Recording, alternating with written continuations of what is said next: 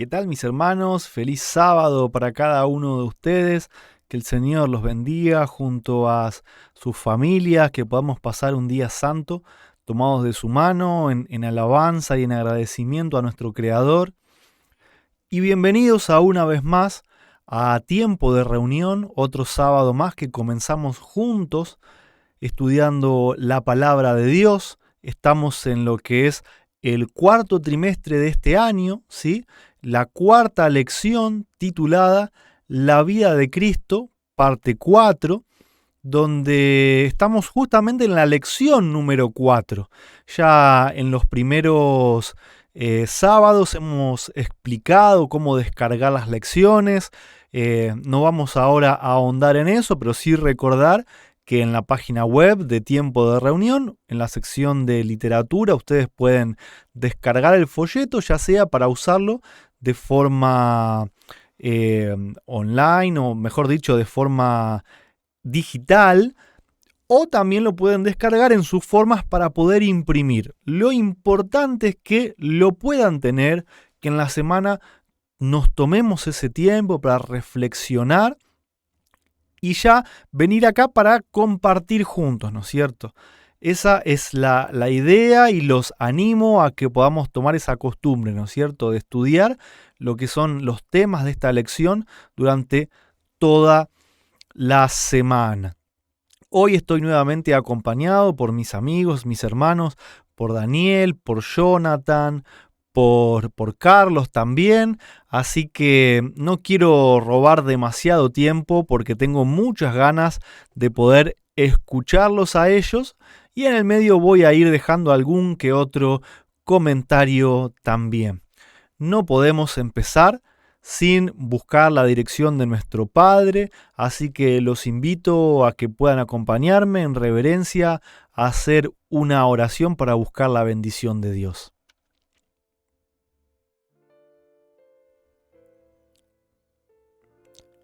Querido y amoroso Padre que estás en el cielo, te damos muchas gracias, muchísimas gracias por todas tus bendiciones, por tu amor hacia nosotros, por ocuparte de cada uno de nosotros aunque no lo merezcamos.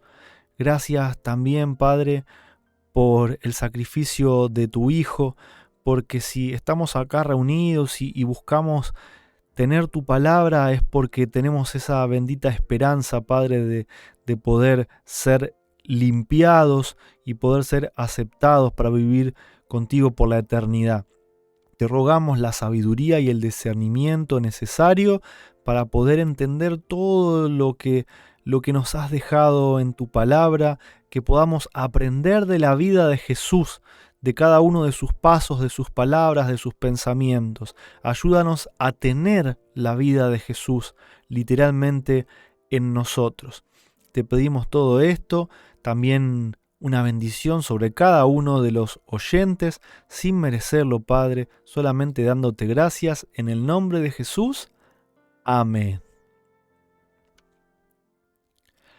Acá estamos entonces nuevamente, pero solo para presentar al hermano Jonathan, quien va a ser el encargado de poder compartir con nosotros su pensamiento, sus impresiones sobre la primera parte de las preguntas de esta lección. Así que bienvenido al hermano Jonathan de Puerto Rico, quien este trimestre se ha sumado, y aprovecho a agradecerle porque nos brinda su tiempo, sus conocimientos. Es un gusto muy grande para mí que él pueda estar participando y colaborando con este espacio, así que bienvenido, hermano, el tiempo es todo tuyo.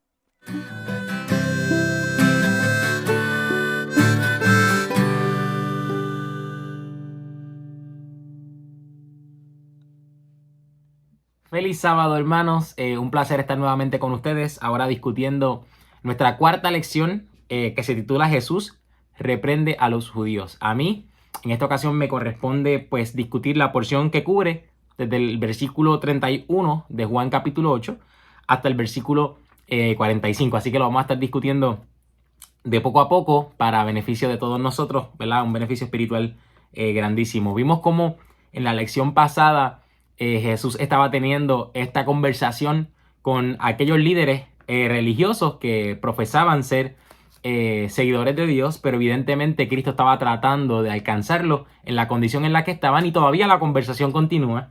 Y hoy estaremos discutiendo desde el versículo 31. Voy a leer el primer versículo 31 y también el versículo 32, donde dice: y decía Jesús a los judíos que le habían creído: si vosotros permaneciereis en mi palabra, seréis verdaderamente mis discípulos, y conoceréis la verdad, y la verdad os libertará.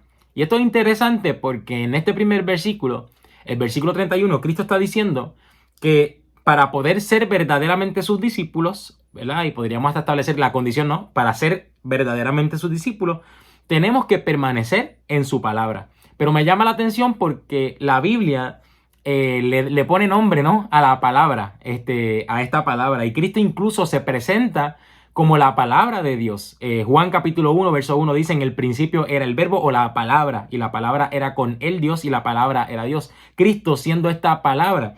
Y me llama la atención porque a pesar de que establece que la condición de ser verdaderamente sus discípulos es permanecer en la palabra, es permanecer en Cristo, el versículo 32 continúa diciendo: y conoceréis la verdad, y la verdad os libertará. Así que tenemos no solamente a Cristo como la palabra, evidentemente que siempre se ha presentado, sino que también nosotros conocemos que Cristo también se presenta como la verdad.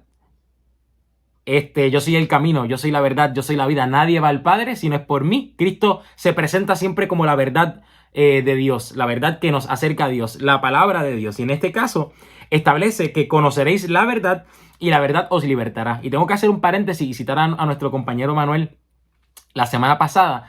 Él comentó cómo la disputa de esta situación con los líderes religiosos era con relación al Hijo de Dios. Ellos sí creían en Dios, ¿verdad? Entendían ellos que creían en Dios realmente, pero sabemos que si creían en Dios debían haber creído en Cristo también, pero dentro de su engaño de creer en Dios, ellos rechazaban a Cristo como el Hijo de Dios. Y este principio lo que está estableciendo es que cuando conozcamos la verdad, y Cristo siendo esta verdad acerca de Dios, la verdad os libertará. Y me llama mucho la atención porque más adelante, cuando entraremos en los versículos 44 y 45, Cristo va a hacer referencia a las obras del diablo, que son las obras que ellos quieren hacer, y las ata directamente con el tema de la verdad. Así que nada, guarden eso en el clavo de la memoria, en lo que avanzamos al resto de los textos, pero hay una promesa hermosa.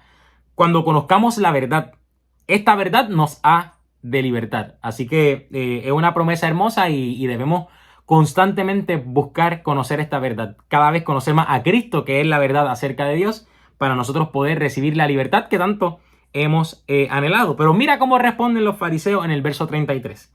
Y respondiéronle: simiente de Abraham somos, y jamás servimos a nadie. ¿Cómo dices tú? Seréis libres. Y yo creo que esta es la condición del fariseo, ¿verdad? Esta es la condición de el letrado o el entendido, ¿verdad? Cuando Cristo en cierta ocasión dijo: te alabo, Padre, porque escondiste estas cosas de los sabios y los entendidos, más las revelaste a los niños. Y yo creo que hay una condición natural, y más para la iglesia de este tiempo, la iglesia de la Odisea, que no reconocemos nuestra condición de siervo. Incluso en Apocalipsis el llamado se hace como que: mira, tú dices que eres rico, tú dices que no tienes necesidad de nada, pero es que no te das cuenta que eres un ciego, que eres un desventurado, eres un pobre, estás desnudo, ¿verdad? Y hay un llamado a que compremos, a que podamos recibir la justicia por la fe que es en Cristo Jesús, pero siempre hay como una negación de nuestra verdadera condición. Y con este texto y esta respuesta de los fariseos, pienso que las palabras que dijo Pablo acerca de este ministerio de condenación, ¿verdad? Que es cuando uno se siente condenado, cuando se le revela a uno la condición verdadera.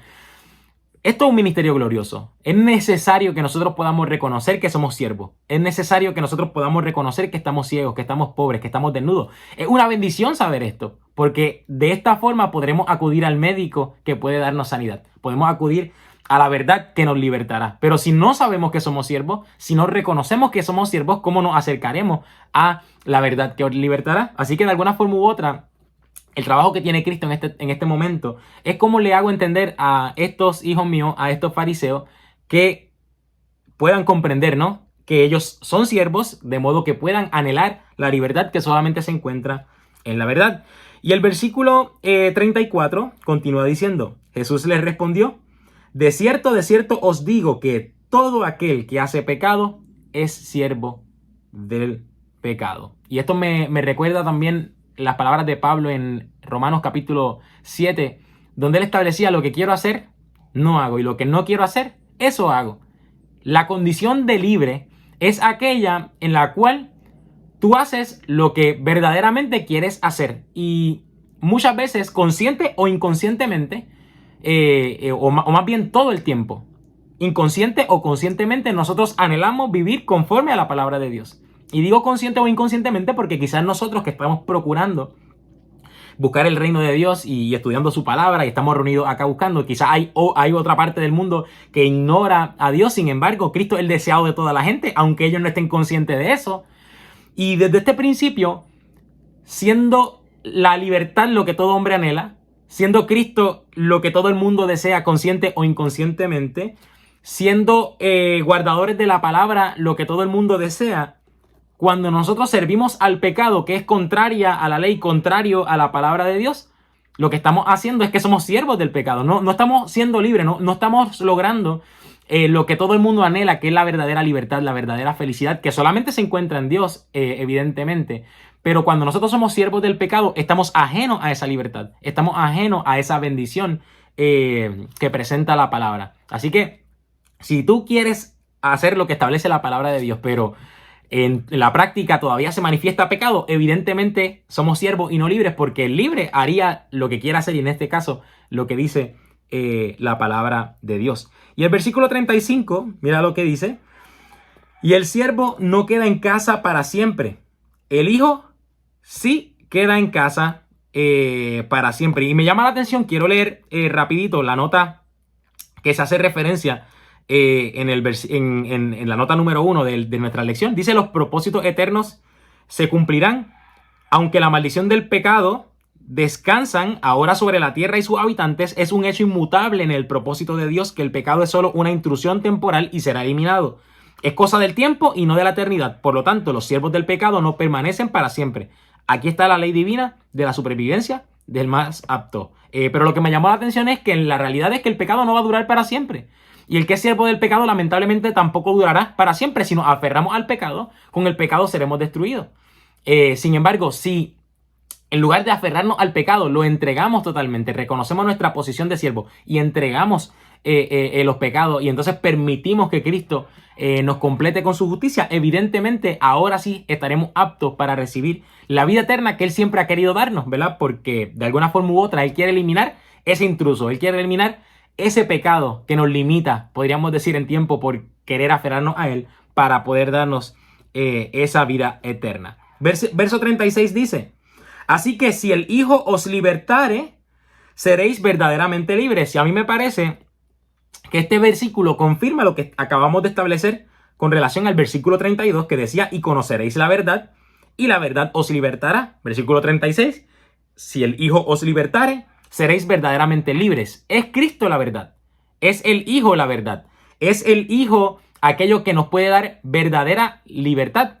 Y dicho de esta perspectiva, no podemos tomar en poco el tema de Cristo, no podemos tomar en poco el tema acerca del Hijo de Dios y lo que Cristo reveló acerca de su Padre. Así que solamente podemos ser libres mediante Jesús. Versículos 37 al 40 dicen como lee lo siguiente: sé que sois simiente de Abraham, mas procuráis matarme, porque mi palabra no cabe en vosotros. Yo hablo lo que he visto cerca del Padre, y vosotros hacéis lo que habéis oído cerca de vuestro padre. Respondieron y dijéronle: nuestro padre es Abraham. Dícele Jesús: si fuerais hijos de Abraham, las obras de Abraham haríais. Empero ahora procuráis matarme, hombre que os he hablado la verdad, la cual he oído de Dios.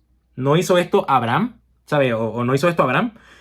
Y esto es un punto muy interesante. Número uno, porque ellos estaban procurando matarlo. Cristo estaba revelando las intenciones que habían en su corazón. Y él lo que está diciendo: mira, lo que yo hablo es lo que habla mi Padre. Y tenemos que comprender que la Biblia y muchos escritos de Pablo se revela que no es hijo de Abraham aquel que dice que es hijo de Abraham, o aquel que es de la simiente de Abraham. El que es de la fe, es hijo de Abraham, el tal es hijo de Abraham. Y Abraham se caracteriza en la palabra como el padre de la fe, ¿verdad? Y la fe siendo la certeza de lo que se espera, la convicción de lo que no se ve. Y diciendo Pablo a los romanos que la fe viene por el oír la palabra de Dios. Así que Abraham tenía certeza en la palabra de Dios. Y siendo que Abraham tenía certeza en la palabra de Dios, ¿quién es el verdadero hijo de Abraham? Todo aquel que, al igual que su padre Abraham, tiene certeza en la palabra de Dios. Y aquí Cristo lo que está revelando, yo estoy revelando la palabra de Dios y ustedes no la creen. Por lo tanto, ustedes creen que son hijos de Abraham, pero no se han dado cuenta que ustedes no están obrando como su padre Abraham, sino como vuestro padre. Y veremos quién es ese vuestro padre que Cristo está haciendo referencia. Y dice el versículo 41 al 43, vosotros hacéis la obra de vuestro padre. Dijéronle entonces, nosotros no somos nacidos de fornicación, un padre tenemos que es Dios. Jesús entonces le dijo, si vuestro padre fuera Dios, ciertamente me amaríais, porque yo de Dios he salido y he venido, que no he venido de mí mismo, mas Él me envió. ¿Por qué no reconocéis mi lenguaje? ¿Por qué no podéis oír mi palabra? Me llama la atención este punto porque estaban insinuando cosas por causa del nacimiento de Cristo, pero Cristo, nos daremos cuenta que ignora esa acusación. Cristo, en lugar de ponerse a pelear con ellos sobre esa acusación, Cristo se enfoca en lo verdaderamente importante y es presentar la verdad. Así que tenemos que aprender que aunque nosotros seamos atacados directamente y seamos acusados, enfoquémonos siempre en predicar la verdad. Y Cristo también establece que Él salió de Dios y vino de Dios. O sea, Él vino, pero antes había salido de Dios, presentándose, ¿no?, como el Hijo engendrado de Dios, el Hijo que había salido de Dios y que luego había venido a ellos. Y termino con los siguientes dos textos, versículos 44 y 45. Vosotros sois de vuestro padre el diablo, y los deseos de vuestro padre queréis hacer o queréis cumplir. Él homicida ha sido desde el principio, y no permaneció en la verdad, porque no hay verdad en él. Cuando habla mentira, de suyo habla, porque es mentiroso y padre de mentira. Y porque yo digo verdad, no me creéis. El enemigo es el mentiroso. El enemigo es quien rechaza la verdad de Dios revelada en Jesucristo. Tenemos que tener cuidado porque el creer estas mentiras, el ser engañados, el participar de esta mentira nos llevará a obrar conforme a pensamientos homicidas. Vamos a querer perseguir, vamos a querer matar, vamos a querer, Juan lo dice bien claro, os expulsarán de la sinagoga. Y habrá gente que hasta os mate pensando que rinde un servicio a Dios, pero esto lo hacen porque no conocen ni al Padre ni a mí, dijo Cristo. Y con esto culmino. Pensemos siempre en recibir la verdad, en poder ser verdaderamente libre, no sea que por causa de rechazar la verdad y aceptar la mentira del enemigo nos convirtamos en hijos del diablo, ¿verdad? Y que tengamos estos pensamientos homicidas hacia el resto de nuestros hermanos, hijos de nuestro Padre Celestial. Bueno, que tengan excelente sábado y los dejo con el resto de la lección.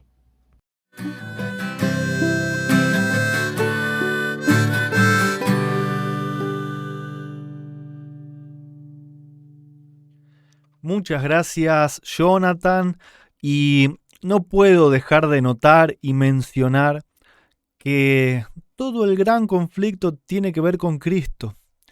Lo primero que los ángeles caídos, malos, los que fueron detrás de Satanás, quisieron hacer fue esconder, negar que Jesús fuera hijo de Dios. Por los celos, por la envidia de Satanás, al no aceptar que Cristo ahora iba, o en realidad desde siempre, pero en algún punto lo habían olvidado, que Cristo ejerce la voluntad del Padre, ejerce la autoridad del Padre y ocupa un puesto por debajo del Padre, pero sobre todo lo que es creado, porque Él es el comienzo de la creación, es el originador de la creación. Jesús como Hijo de Dios es el tema principal de conflicto en todos los siglos, desde que Satanás fuera expulsado del cielo, y lo va a hacer hasta que Satanás sea destruido, porque Él es el último. En esta lección vemos como este mismo punto de conflicto se repitió con los que acusaban a Jesús, con los dirigentes religiosos del pueblo judío, que era el pueblo que tenía que recibirlo al Hijo de Dios.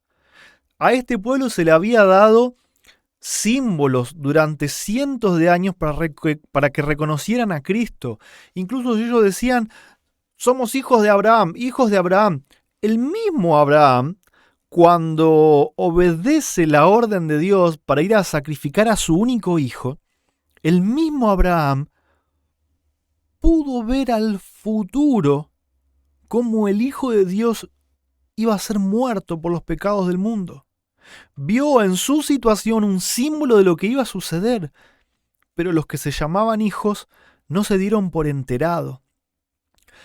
Y fíjense si no tendrá todo que ver con Jesús, que para poder vencer en este conflicto, para poder estar del lado ganador de este conflicto, hay una sola manera, que es Cristo en nosotros, la esperanza de gloria. La condición de siervos, como decía Jonathan, ¿no es cierto? Alcanzar esa condición de siervo, el entender que somos ciegos, desventurados, pobres, que estamos desnudos, es lo único que nos va a llevar a querer tomar de Cristo, a querer tener a Cristo, a querer tener al Hijo de Dios, porque la palabra dice, el que tiene al Hijo tiene la vida, y el que tiene al Hijo es libertado por el Hijo, será verdaderamente libre, ¿sí? El razonamiento del enemigo es que la ley de Dios es esclavitud, pero el hermano muy bien lo explicaba, que es totalmente lo contrario, ¿no? Una vez que comenzamos a pecar y alimentamos ese pecado, es como un monstruo que empieza a crecer dentro nuestro, al que cuanto más pasa el tiempo y cuanto más seguimos pecando, más difícil es vencer. Sin la ayuda de Cristo no podemos vencer. Y me gustó mucho cómo Jesús les hace entender, ¿no es cierto?, de su preexistencia, que no es simplemente un ser humano más que fue bueno, sino que les dijo, antes que Abraham fuese, yo soy. Y cuando dice yo soy, en español, nosotros no llegamos a entender la totalidad del significado. Cuando dice yo soy, está mencionando el nombre de Dios. Está diciendo yo tengo el nombre de Dios. Yo soy el Hijo de Dios. Yo soy. Es lo mismo que le había dicho Cristo a Moisés cuando todavía estaba en su cuerpo divino. Yo soy, le dijo. Y ahora se lo repite a los judíos que sabían perfectamente la historia, conocían perfectamente. Y se espantaron. Y es lo que más le causaba un odio al punto de querer matarlo, porque le decían blasfemia dices. Rechazaron que Jesús era el Hijo de Dios y por eso cargaron sobre sí su ruina eterna. Y si nosotros no llevamos este mensaje al mundo cristiano, por más buenas obras que se trate de haber, por más que se repita, no, nosotros seguimos la Biblia, estudiamos la Biblia, tenemos tal mensaje, tal otro, el sábado, los 3 ángeles, si el principal fundamento no está puesto, que es Dios el Padre como soberano absoluto y Jesús como Hijo literal engendrado de Dios, y que Jesús es quien vive en nosotros, no hay vuelta que darle, no hay salvación posible, salvo en la total ignorancia, pero en este tiempo sabemos que no es así porque todo el mundo va a tener una oportunidad de conocer. Ahora vamos a continuar para no perder el hilo y no abrir demasiadas ventanas porque me tiento, hay tanto para comentar. Vamos a continuar con el hermano Daniel, que ustedes ya lo conocen. También gracias, Daniel, por participar y darnos de tu tiempo. Vamos a escucharte atentos para que continúes en el punto donde Jonathan nos dejó y quedamos atrapados ahí para ver cómo continúa este tema. Adelante, Daniel.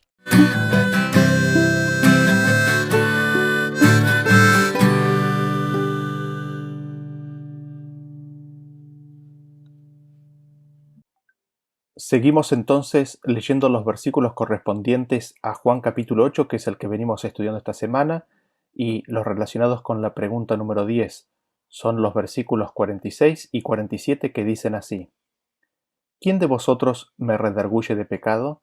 Pues si digo la verdad, ¿por qué vosotros no me creéis?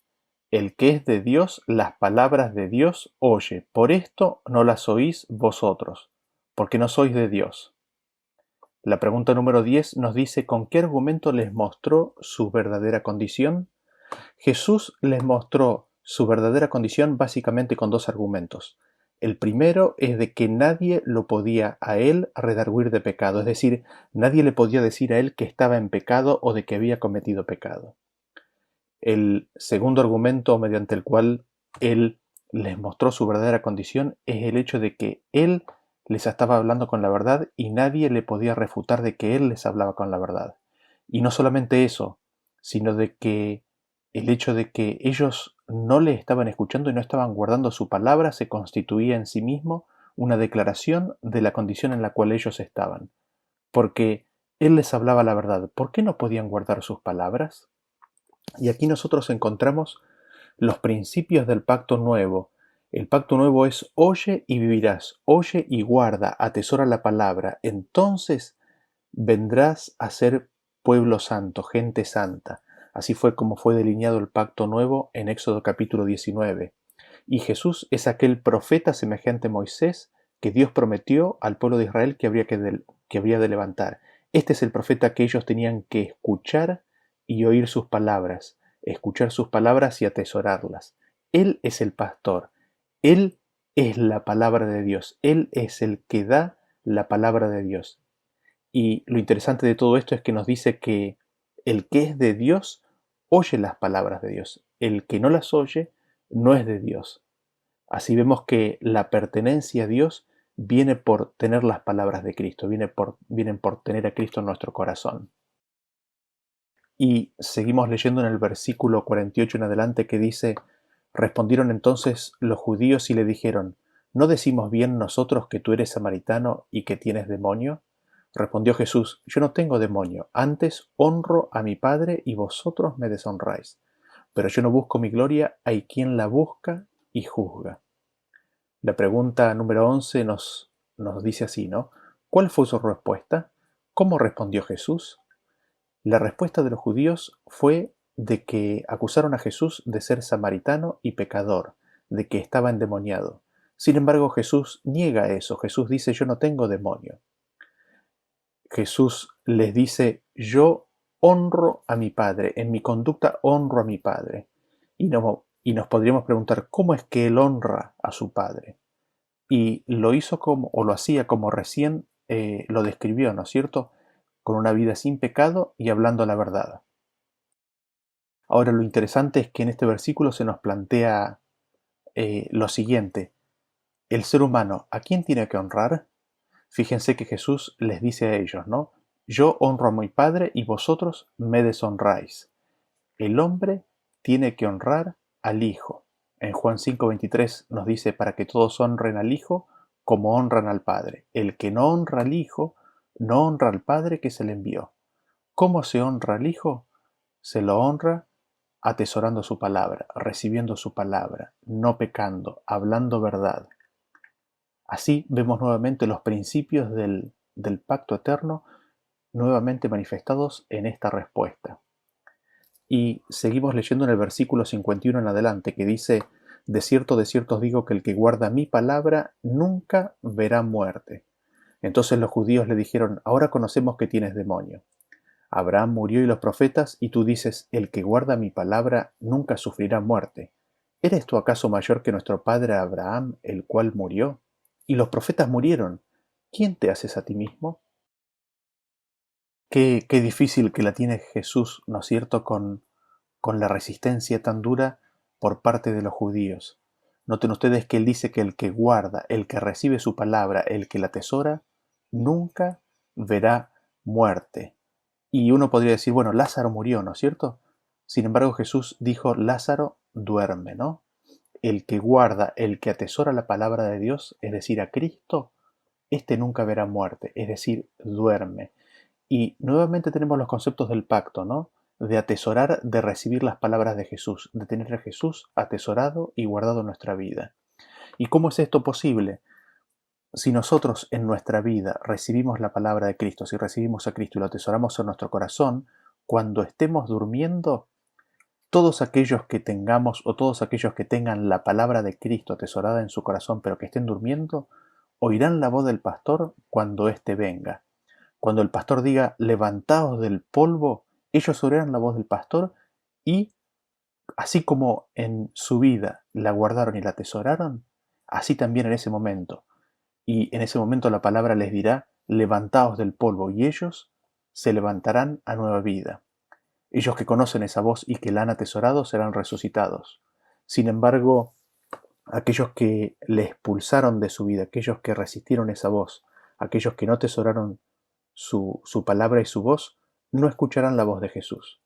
No la escucharán y no la irán. Por lo tanto, no vendrán a resurrección de vida en su segunda venida, ¿no? Y cuando Jesús a los que estén vivos les diga, venid a mí, benditos de mi Padre, ellos recibirán la palabra de Jesús, la atesorarán en su corazón y ascenderán a Cristo, y así ascenderán al cielo. Y así nuevamente es como Cristo se nos presenta como Él siendo el pacto de Dios. Él es la palabra de Dios. Él es el que limpia y purifica al alma de pecado. Y lo que vemos es que su enseñanza fue severamente juzgada. Los judíos le dijeron, demonio tienes, eres mayor que Abraham, ¿a quién te haces? ¿A ti mismo?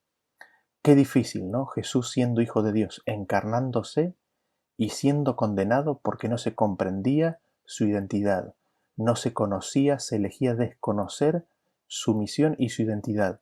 Había una obstinación en rechazarlo a Jesús como el Hijo de Dios. Había una obstinación en reconocer la divinidad del carácter de Cristo. Y seguimos leyendo en el versículo 54 que nos dice así, respondió Jesús, si yo me glorifico a mí mismo, mi gloria nada es. Mi Padre es el que me glorifica, el que vosotros decís que es vuestro Dios.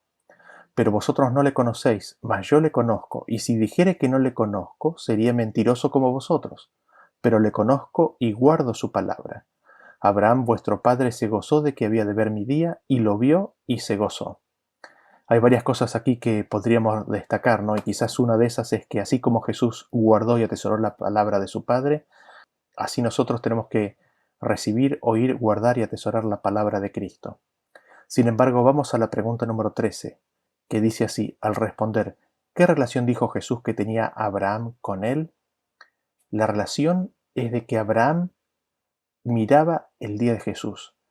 Abraham quería ver y conocer el día de Jesús y cuando Abraham lo vio se regocijó. Jesús era el motivo del gozo de Abraham. Abraham miraba con anhelo la venida de Jesús y era la causa de su regocijo, de su esperanza y de su anhelo. ¿Y qué otra cosa podríamos destacar de este versículo? Noten ustedes que dice que es el Padre el que glorifica al Hijo. ¿Cómo? Nos vamos al bautismo y recordamos a Jesús recibiendo el don del Espíritu Santo y las palabras que le son dichas. Este es mi Hijo amado en quien tengo complacencia. Así es como el Padre glorifica al Hijo, lo glorifica con su presencia y con sus palabras. Luego en Juan 17, Cristo en su oración al Padre le dice, Padre, glorifica a tu Hijo para que tu Hijo te glorifique. Cristo pide que el Padre lo glorifique. ¿Para qué? Para poder en consecuencia glorificar al Padre. El Padre glorifica al Hijo dándole sus palabras y su presencia, que es lo que después destaca que ha venido haciendo el Padre con él. Así también ha de ser nosotros en nuestra relación con Cristo. Hemos de recibir la presencia de Cristo y la palabra de Cristo y atesorarla. Así es como nosotros podemos glorificar a Cristo. Y es recibiendo a Cristo y recibiendo su palabra como nosotros podemos conocer a Dios. Porque Jesús les dice, yo conozco al Padre, yo conozco a Dios. El que ustedes dicen que es vuestro Dios, Él es mi Padre y yo lo conozco. Ustedes no lo conocen. En Mateo 11:27 Jesús dice, todas las cosas me fueron entregadas por mi Padre, y nadie conoce al Hijo sino el Padre, ni al Padre conoce a alguno sino el Hijo y aquel a quien el Hijo lo quiera revelar. Así vemos que Jesús es el que verdaderamente conoce al Padre y la forma de conocer al Padre, la forma de conocer a Dios es conociendo al Hijo, es recibiendo las palabras de Cristo y es recibiendo la presencia de Cristo, es siendo glorificados por Cristo. Y seguimos leyendo la pregunta número 14. Dice, ¿de qué manera vio Abraham el día de Cristo? Y vamos a hacer énfasis básicamente en dos momentos. Quizás uno al principio de la vida de Abraham, cuando fue llamado a salir de Ur de los Caldeos y de Harán, y en última instancia cuando fue llamado a entregar a su hijo, ¿no? En primer lugar, leemos Génesis capítulo 12, versículo 1, que dice, pero Jehová había dicho a Abraham, bendiciré a los que te bendijeren y a los que te maldijeren maldeciré, y serán benditas en ti todas las familias de la tierra. Aquí nosotros vemos que en la promesa que se le hace a Abraham, en la promesa que Dios le hace a Abraham, es de que por medio de él todas las familias de la tierra serían benditas. Y naturalmente uno se podría preguntar, y es muy probable que Abraham se haya preguntado, ¿cómo es esto posible? Y esto es tan solo a través y por medio de Jesús. Es interesante porque después esto Pablo lo explica bastante en detalle en el libro de Gálatas. En el capítulo 3, 14 nos dice específicamente para que en Cristo Jesús la bendición de Abraham alcanzase a los gentiles a fin de que por la fe recibiésemos la promesa del Espíritu. ¿Qué es lo que notamos acá? Es que la promesa de Abraham es la promesa para todo el mundo. Y esta promesa se alcanza por medio de Jesús. Y es en esa esperanza que Abraham enfocó su vista. Aquí tenemos detallado lo que mencionamos recién. Las promesas fueron a la simiente y a los que son de Cristo. Esto fue lo que Abraham recibió como promesa y es lo que Abraham vio. Ahora, ustedes recordarán que a Abraham se le pidió que llevara a su hijo y lo ofreciera en el monte.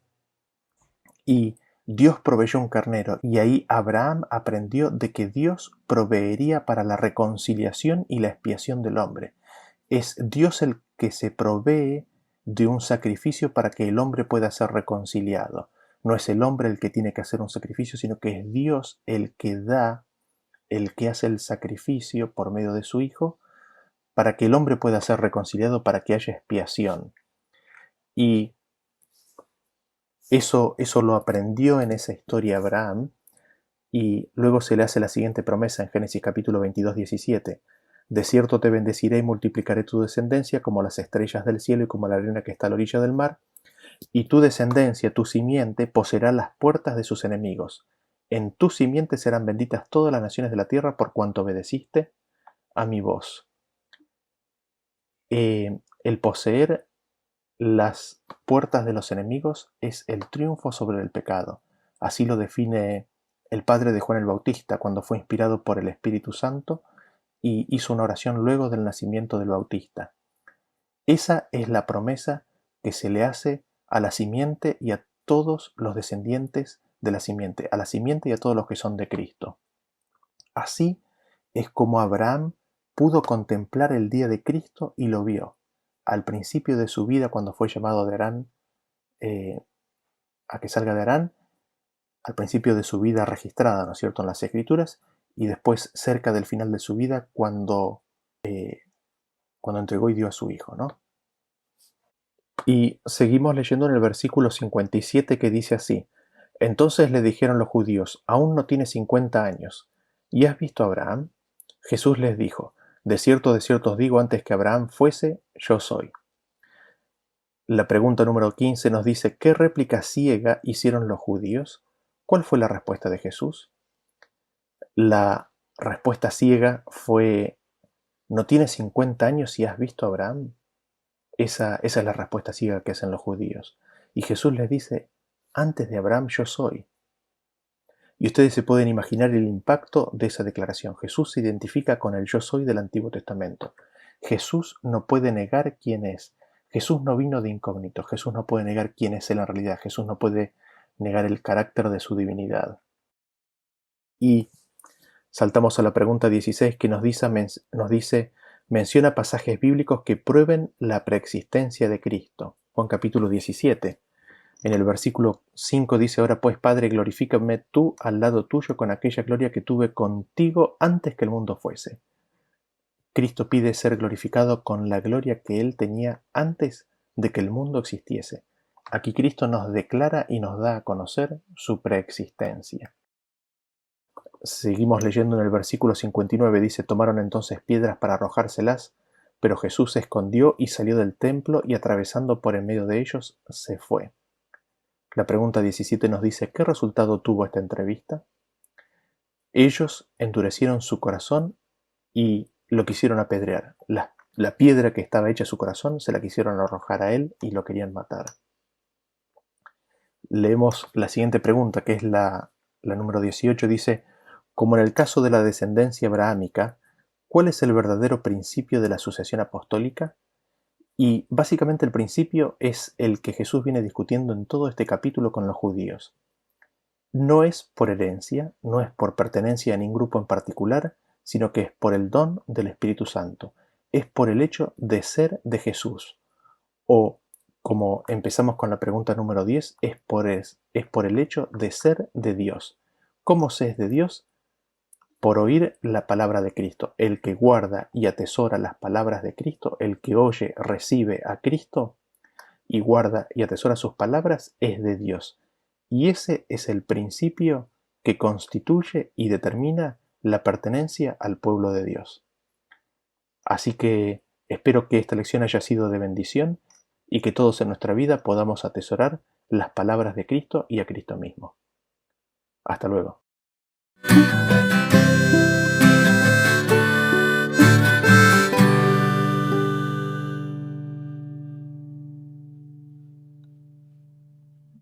Muchas gracias, hermano Daniel. Ha sido de bendición para mí tus comentarios. Resalto cosas que venían en continuación, ¿no es cierto?, con lo que decía Jonathan, que él nos hablaba del Dios verdadero, de Jesús como Hijo de Dios, de Jesús en nosotros. Y ahora Daniel agrega también el pacto eterno, ¿no? ¿Qué es el pacto eterno? Esa promesa o esa propuesta que Dios nos hizo de querer hacer de su pueblo un pueblo santo, un reino de sacerdotes, ¿no es cierto? Poner o grabar su ley en nuestra mente y nuestros corazones. ¿Y cómo es que Él cumple su promesa, lleva adelante su parte del trato? Mediante Cristo. Cristo viviendo en nosotros. Cristo es la palabra de Dios. Cristo es el camino, es la verdad, es la vida. El mirar a Cristo, el mirar la vida de Cristo, el carácter de Cristo, las obras de Cristo, son la forma en la que tenemos de recibirlo en nuestro corazón, para que Él nos libere, para que Él nos limpie. Todo lo que está escrito es para que nosotros aprendamos, ¿no es cierto? Muchas veces caemos en esa facilidad de criticar al pueblo judío, ¿no? Porque rechazaron a al Hijo de Dios, y no reconocieron esto, hicieron esto. Nosotros lo que tenemos que mirar es que corremos el peligro de en cualquier momento poder estar teniendo esas actitudes, ¿sí? Tenemos que tener humildad para avanzar en el conocimiento de Dios, escuchar la voz de Dios a cada paso, humildad para cambiar lo que haya que cambiar, para corregir, ¿sí? Como decía Jonathan, para comprar colirio, para comprar oro refinado en fuego y dejar de ser ciego, desventurado, pobre y desnudo, ¿no es cierto? Me quedo con eso, me quedo con el comentario de los hermanos para seguir reflexionando, porque esto es algo que no es tan fácil de en una hora y 10 poder terminar de absorber todos los conceptos. Eh, y bueno, ahora lo que vamos a hacer es invitarlo al hermano Carlos para que él pueda ampliar estos conceptos compartiéndonos escritos de la hermana White, ¿sí? Y esto seguramente nos va a ayudar muchísimo, así que muchas gracias, Carlos, por el tiempo, muchas gracias por tus comentarios que vamos a recibir con mucho gusto, así que adelante, hermano.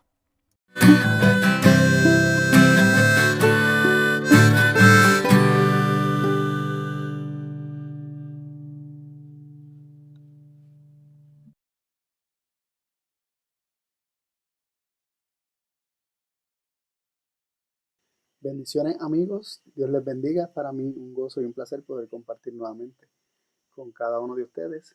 Esta vez me toca la parte de las perlas, así que para no perder el tiempo vamos rapidito allá. Este, Algunas citas que me llamaron la atención en relación al tema de permanecer en la palabra, ¿verdad? Lo que todo discípulo de Cristo debiera hacer. Se encuentra la primera en Exaltemos a Jesús, página 165, párrafo 2. Dice así: Dios quiere que todo profeso cristiano perfeccione un carácter de acuerdo con la semejanza de Cristo. Estudiando el carácter de Cristo revelado en la Biblia, practicando sus virtudes, el creyente se verá transformado a la misma semejanza de bondad y misericordia. La obra de Cristo, que es abnegación y sacrificio, introducida en la vida diaria, desarrollará la fe que obra por amor y purifica el alma. Muchos hay que desean eludir la parte que concierne a llevar la cruz, pero el Señor habla a todos cuando dice: si alguno quiere venir en pos de mí, niéguese a sí mismo y tome su cruz y sígame. Me llamó mucho la atención esta cita porque nos habla acerca de estudiar el carácter de Cristo revelado en la Biblia, ¿no? De esa manera permanecemos en la palabra. Se practica aquello que comenzamos a estudiar diligentemente día tras día, y poco a poco, contemplándolo en las Escrituras, el creyente va siendo transformado a la misma semejanza de bondad y misericordia. Y se nos menciona algo de la vida de Cristo, que es de abnegación y sacrificio, que eso incluye llevar la cruz, y que mucho nos cuesta, ¿verdad? Llevar la cruz. Como dice la cita, muchos quieren eludir la parte que concierne a llevar la cruz. Pero si queremos ser los discípulos de Cristo y permanecer en su palabra, implica también llevar la cruz. La siguiente cita que quiero compartir se encuentra en Ser semejantes a Jesús, 127, párrafo 3, dice así: únicamente los que estiman las Escrituras como la voz de Dios que les habla son los que aprenden verdaderamente. Tiemblan a la voz de Dios porque para ellos es una realidad viva. Abren su entendimiento a la instrucción divina y oran por gracia, con el fin de obtener una preparación para servir.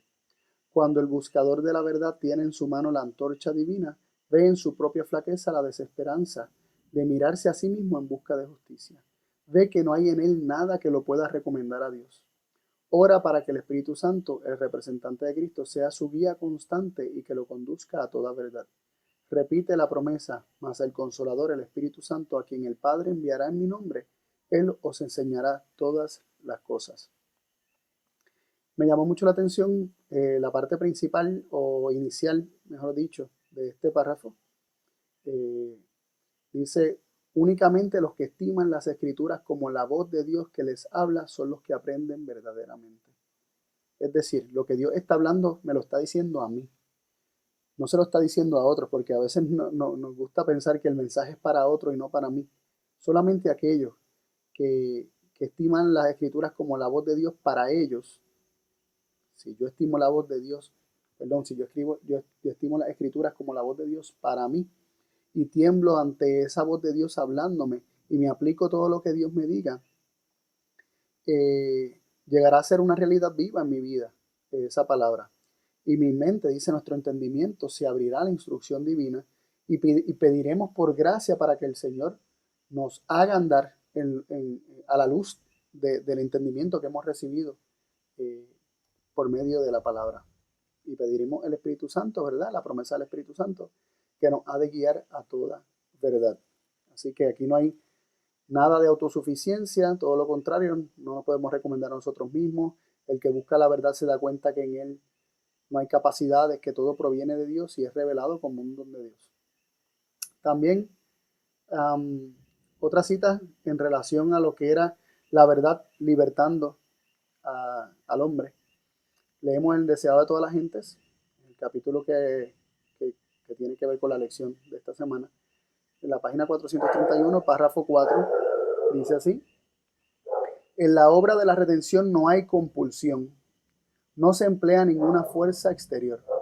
Bajo la influencia del Espíritu de Dios, el hombre está libre para elegir a quien ha de servir. En el cambio que se produce cuando el alma se entrega a Cristo, hay la más completa sensación de libertad. La expulsión del pecado es obra del alma misma. Por cierto, no tenemos poder para librarnos a nosotros mismos del dominio de Satanás. Pero cuando deseamos ser libertados del pecado y en nuestra gran necesidad claman por un poder exterior y superior a nosotros, las facultades del alma quedan dotadas de la fuerza divina del Espíritu Santo y obedecen los dictados de la voluntad, en cumplimiento de la voluntad de Dios. Aquí se nos dice que Dios no obliga a nadie, ni Dios puede cambiar a nadie a la fuerza. No se emplea ninguna fuerza exterior, no hay un poder que te obligue, no hay compulsión, sino que bajo la influencia del Espíritu Santo, respondiendo a las súplicas del Espíritu de Dios, el hombre puede elegir a quién ha de servir. Pero cuando el alma se entrega a Cristo, ahí viene la más completa sensación de libertad. Y luego dice que la expulsión del pecado obra del alma misma. ¿Cómo así? Bueno, cuando nosotros reconocemos y aceptamos la verdad que nos ha sido revelada, esa verdad que muchas veces nos muestra nuestra verdadera condición pecaminosa y desesperada, que necesitamos un Salvador y clamamos por ayuda, entonces la ayuda va a venir. Vamos a recibir poder de lo alto para nosotros poder vencer y ser libertados de la esclavitud al pecado.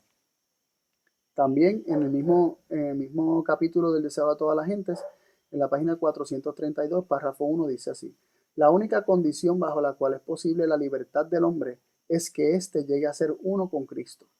La verdad os libertará, y Cristo es la verdad. El pecado puede triunfar solamente debilitando la mente y destruyendo la libertad del alma. La sujeción a Dios significa la rehabilitación de uno mismo, de la verdadera gloria y dignidad del hombre. La ley divina a la cual somos inducidos a sujetarnos es la ley de la libertad. Y aquí se nos dice, ¿verdad? Bien claro y bien sencillo, que la única forma de vencer y ser libre de la esclavitud al pecado es unidos a Cristo, porque Él es la verdad. Es abrazar esa verdad, aceptarla y llevarla, ¿verdad?, a lo profundo del corazón. También se nos dice que el sujetarse a la ley de Dios es verdadera libertad, porque es una ley de libertad. Así que una palabra de sujeción que tiende a ser vinculada con esclavitud, realmente cuando nos sujetamos a la verdad de Dios, somos verdaderamente libres, y el hombre, nuestra vida, ¿verdad?, puede ser rehabilitada y obtenemos victorias y somos elevados espiritualmente y moralmente. También concerniente a las palabras de Cristo acerca de que ellos eran hijos de su padre el diablo,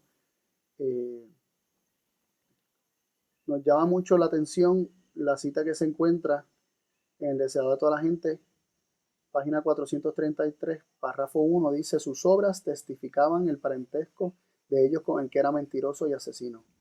Vosotros de vuestro padre el diablo sois, dijo Jesús, y los deseos de vuestro padre queréis cumplir. El homicida ha sido desde el principio y no permaneció en la verdad, porque no hay verdad en él. Y porque yo digo verdad, no me creéis.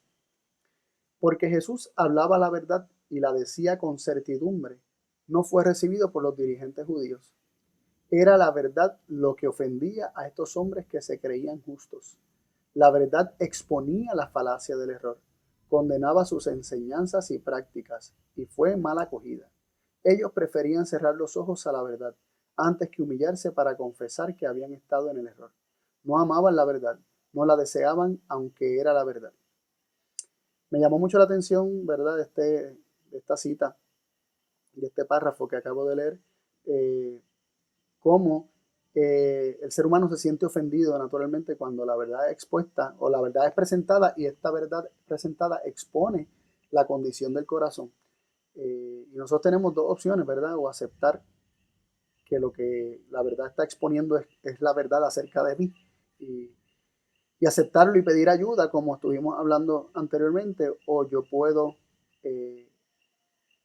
rehuir esa verdad y llamarla mentira o llamarla, negarla y decir que no es cierta, pero eso no va a cambiar el hecho de que yo realmente soy como soy. Así que cerrar los ojos a la verdad nunca es saludable para nadie. Por un tiempo podamos rehuir la condenación y el ministerio de condenación, pero si lo rehuimos ahora, después va a ocurrir y va a ser demasiado tarde. También con relación a esta cita me llamó mucho la atención el hecho de que la presentación de la verdad expone el error, y muchas veces nosotros queremos exponer el error de los demás. en lugar de simplemente presentar la verdad tal como es en Cristo y que ésta haga el trabajo de exponer el error de las personas en cada una de sus vidas. Y esto es un método que utilizó Jesús y con referencia a esto quisiera leer del deseado de toda la gente también, del capítulo del Sermón del Monte, la página 266, párrafo 2 dice: Cristo frustró esas esperanzas de grandeza mundana. En el Sermón del Monte trató de deshacer la obra que había sido hecha por una falsa educación y de dar a sus oyentes un concepto correcto de su reino y de su propio carácter. Sin embargo, no atacó directamente los errores de la gente. Vio la miseria del mundo por causa del pecado, aunque no delineó demasiado vívidamente la miseria de ellos. Les enseñó algo infinitamente mejor de lo que habían conocido antes. Sin combatir sus ideas acerca del reino de Dios, les habló de las condiciones de entrada en él, dejándoles sacar sus propias conclusiones en cuanto a su naturaleza. Las verdades que enseñó no son menos importantes para nosotros que para la multitud que le seguía. No necesitamos menos que dicha multitud conocer los principios fundamentales del reino de Dios. Ven, me llama mucho la atención cómo conecta esta cita con la anteriormente leída, porque Jesús presentó la verdad y los principios del reino de Dios sin estar combatiendo el error, sin estar exponiéndolos, la miseria de ellos, sino que él presentó los principios del reino de Dios y quedó a cada cual sacar sus propias conclusiones de qué hacer con la verdad que Cristo había estado presentando. Y esto me hace pensar, ¿verdad? Como termina la cita diciendo que nosotros necesitamos eso, tanto como aquel pueblo. Nosotros necesitamos las verdades que Jesús enseñó y los principios del reino que él reveló. Las necesitamos tanto como ellos. Dice, no menos que ese pueblo que estuvo allí en aquel momento del Sermón del Monte. Y podríamos pensar que conocemos el reino de Dios, que conocemos los principios de su reino, pero tenemos que tener mucho cuidado. Constantemente yo me veo operando a veces bajo principios que no son del reino de Dios. Y recuerdo las palabras de Elena White también, el deseado de toda la gente, referente a Juan el Bautista, quien Jesús llamó el mayor de todos los profetas. En la página 186, párrafo 1 del deseado de toda la gente, dice: como los discípulos del Salvador, Juan el Bautista no comprendía la naturaleza del reino de Cristo. Más adelante, en el mismo párrafo, dice: como el profeta Elías, en cuyo espíritu y poder había venido a Israel, esperaba que el Señor se revelase como Dios que contesta por fuego. Así que vemos a un Juan el Bautista, el mayor de todos los profetas, según nos reveló el Señor Jesús, que no conocía, no comprendía correctamente la naturaleza del reino de Cristo. Y si Juan el Bautista era el mayor de todos los profetas y no los comprendía, ¿qué me hace sentirme tan seguro de que yo los comprendo? Así que, ¿verdad? Para meditar. También quería compartir una cita de Abraham viendo a Cristo, ¿verdad? Más enfocada en lo que es la preexistencia de Cristo, en Señales de los Tiempos, The Signs of Times, del 3 de mayo de 1899, y se encuentra también en Exaltemos a Jesús, página 11, párrafo 3, dice: Abraham, vuestro padre, se gozó de que habría de ver mi día, y lo vio, y se gozó. Entonces le dijeron los judíos: ¿aún no tienes 50 años y has visto a Abraham? Jesús le dijo: de cierto os digo que, aunque de cierto os digo, antes que Abraham fuese, yo soy. Aquí Cristo les muestra que, aunque podían calcular que su edad no alcanzaba los 50 años, su vida divina no podía ser calculada por cómputos humanos. La existencia de Cristo antes de su encarnación no se puede medir con cifras. Nada, eso es todo. Espero que haya sido de bendición. Un abrazo a todos. Dios me los bendiga mucho. Bendiciones.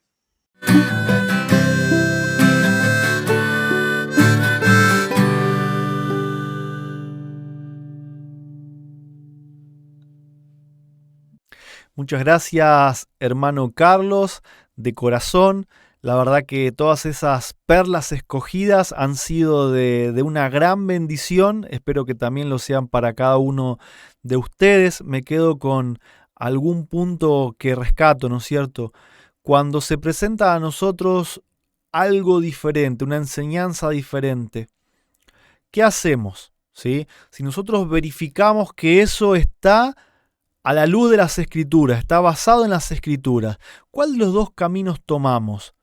¿El de ser humildes y recibir la palabra de Dios, que es recibir a Cristo? o dejamos que nuestro orgullo nos gane pensando, ¿cómo yo voy a haber estado equivocado durante 20, 30, 40 años? Si yo acepto eso, entonces tengo que aceptar de que soy un inepto, y yo la verdad es que estoy lejos de eso. Yo no puedo estar equivocado. Seguramente esta nueva corriente es la que está equivocada, ¿no? ¿Cuántas veces existen ese tipo de razonamiento? Y que Dios nos libre de eso, porque defendernos a nosotros mismos, ¿qué tiene de ganancia? Si nosotros queremos la vida eterna, ¿qué quieren? ¿Tener razón o vida eterna? Yo quiero tener vida eterna. No me interesa defender nada de lo que yo haya dicho. Si tengo que cambiar todo, lo cambio. Si eso me lleva a la verdad de Dios, si Dios me está hablando y me está diciendo que tengo que cambiar, aleluya, gracias Señor, gracias, ¿no? Entonces, observemos la historia de los judíos, pero para aprender, ¿no es cierto? Para que sea de experiencia para nosotros. Y gracias a Dios que tenemos tanto la Biblia como también los consejos del Espíritu de Profecía para poder ampliar y explayarnos en cada tema. Así que nuevamente gracias, hermano Carlos, por tu trabajo, por tu tiempo. Y los invito, sin más, a poder tener una palabra de oración para pedirle ayuda a nuestro Dios, que nos ayude a fijar todos estos conceptos y poder ponerlos en práctica en nuestra vida.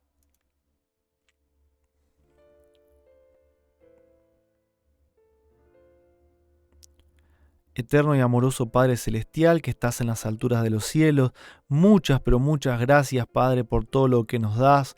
Gracias te doy por lo que han dejado en mi mente y en mi corazón los hermanos Carlos, Daniel, Jonathan, que sin duda, Padre, han sido preparados por ti para hablar, han hablado de acuerdo a tu palabra. Ayúdanos a atesorar, Padre, toda esta información, pero no como una mera acumulación de conocimiento, sino que de verdad todos estos conceptos puedan transformar nuestras vidas, que Jesús sea quien viva en nosotros como la palabra de Dios y no simplemente como palabras vacías, como frases, como si fuese un título universitario de cualquier otra carrera de este mundo, Padre.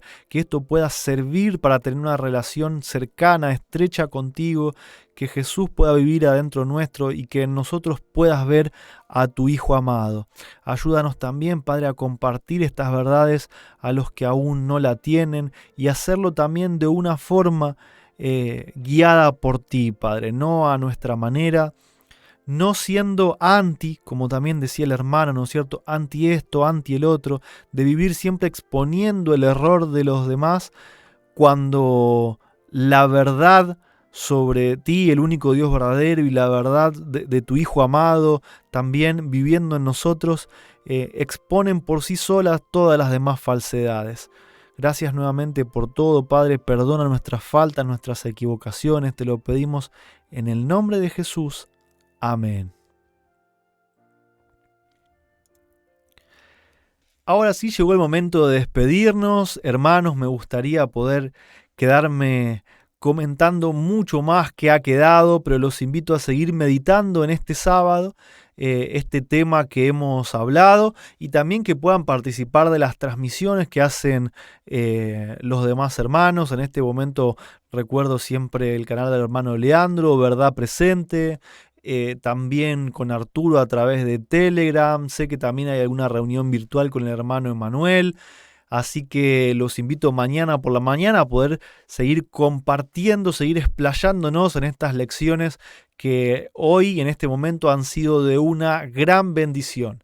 Gracias a todos por haber estado acompañando y los esperamos el próximo viernes por la noche, ya comienzo de sábado, para poder compartir juntos la lección número 5 de este cuarto trimestre, ¿sí?, titulado La vida de Cristo, parte 4. Bendiciones para cada uno de ustedes, hermanos, y feliz sábado.